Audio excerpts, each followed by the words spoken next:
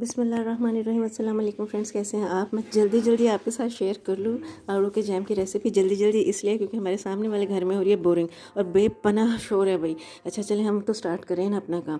ये आपने लेने हैं पीचेस, इसकी वेलवेटी स्किन होती है तो इसको आपने खूब अच्छी तरह से मल के धोना है। बस 10 मिनट छोड़ देना अगर पानी में, उसके बाद मलें तो इसकी बहुत ही ज़बरदस्त डीप क्लींजिंग हो जाएगी। ठीक है, उसके बाद आपने इसको छीलना है और इसके आपने करने हैं बारीक पीसेस। ये देखिए जैसे मैंने किया, और इसमें आपने चीनी डाल देनी है। ठीक है, चीनी आप अपने टेस्ट के अकॉर्डिंग डालिएगा और 2 घंटे कम से कम इसे छोड़ दीजिए। ये अपना पानी छोड़ देंगे, यानी चीनी और फ्रूट जो है वो अपना पानी छोड़ेगी। हमने इसमें कोई भी पानी ऐड नहीं करना। ठीक है ना, यही इसकी ख़ास बात है इस जैम की। ख़राब नहीं होगा इंशाल्लाह अल्लाह के हुक्म से।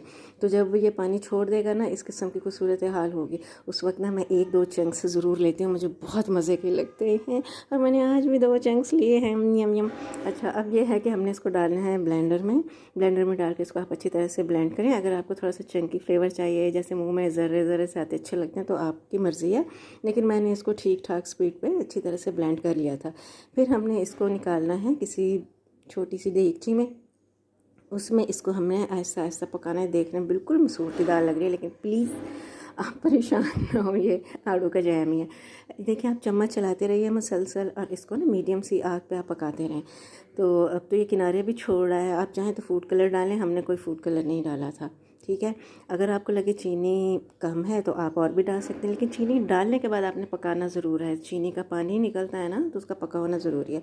अच्छा, मुझे जो कंसिस्टेंसी चाहिए थी मुझे मिल गई। बिल्कुल बहुत ज़्यादा ना पकाएं, क्योंकि जब आप इसे रूम टेम्परेचर पर ठंडा करेंगे तो इसने मज़ीद थिक होना है। अब जी आप इसके ऊपर अगर चाहें ना पुदीने के 1-2 पत्ते सजा दें, इसका मेकअप ज़रा खूबसूरत सा अच्छा सा हो जाएगा। मैंने सारा हंडिया में डाल दिया था, ख्याल ही नहीं आया था कि शाम को बनाने का कोई इरादा ही नहीं था भाई।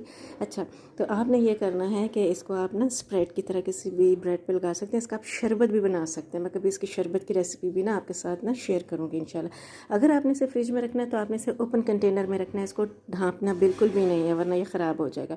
तो ज़रूर ट्राई कीजिएगा और मुझे बताइएगा कैसी बनी। अपना ख्याल रखें। अल्लाह हाफिज़।